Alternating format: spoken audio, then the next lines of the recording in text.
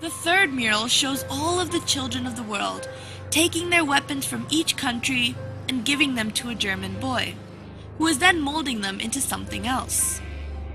All the children of this scene are of different ethnicity, and all seem to be relieved.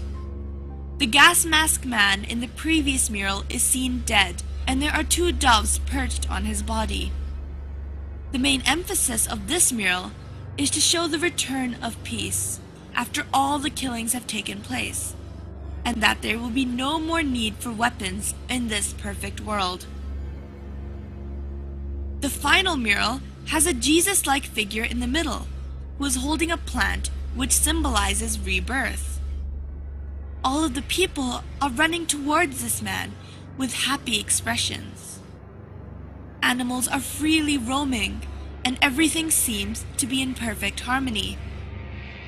This final mural alludes to a new Garden of Eden, where the world is perfect size, and everything could work together in peace after the genocide that has taken place.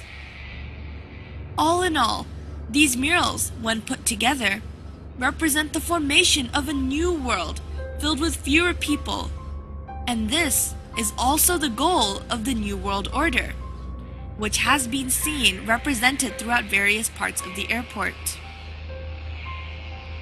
The symbology of the airport can still be debated, but one thing that cannot be questioned is the fact that there has been a lot of mysterious construction work underneath Denver Airport. When first constructing the airport, there were originally 5 buildings, but out of the blue, the builders were ordered to bury the buildings underground because they were supposedly built wrong. Normally, a building that is built wrong would be demolished, but in this case it was not. This allowed for an underground base to be created, but there are still workers who are sent to work in these underground bases periodically. But when they are questioned about the nature of their work, they all refuse to comment. These underground bases have been going under more construction and now have underground tunnels that connect all the buildings together. According to a contractor, these tunnels have a strange sprinkler system that was added onto the roofs of the tunnel. But this sprinkler system has no valid use, as these tunnels are concrete and underground.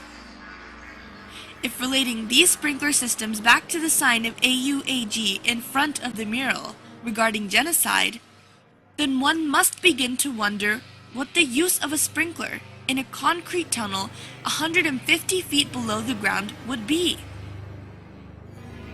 These underground bases appear to be holding rooms due to the sheer mass and size, and some say that they even allude to concentration camps. This is because 1.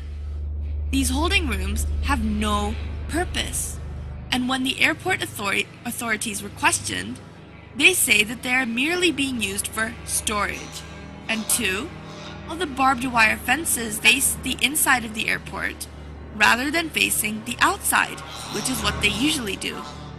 This implies that they are trying to keep things in rather than keep things out. And 3, the sprinkler systems have no use, but they may be related to the deadly virus Australian antigen and the pursuits of the New World Order. People have attempted to argue that the underground bases are being used for storage, but one fact must be questioned, and that is, why is the underground base 88.5 square miles long? And why were the 5 buildings mysteriously buried? No airport has or needs that much storage room. So what is this space really being used for? Whenever the authorities are questioned, they are not allowed to answer. We are not the only ones who seem to be fascinated with this airport. The Queen of England, alongside many other famous European royalty and politicians, are hurriedly buying property close to the airport under an alias. One can only assume that they must feel that there is something significant about this airport in order to do so. It is very easy to dismiss a conspiracy theory, but it is not hard to dismiss cold, hard facts that surround them. The odd happenings in this airport have been called to questions, but all the questions have been dismissed and have not been answered. Is the New World Order really going to attempt to take over? And if they are, does that mean that our own government is involved? Research nowadays can only do so much. Now, only time will tell. This is Zara Malik, News and Views.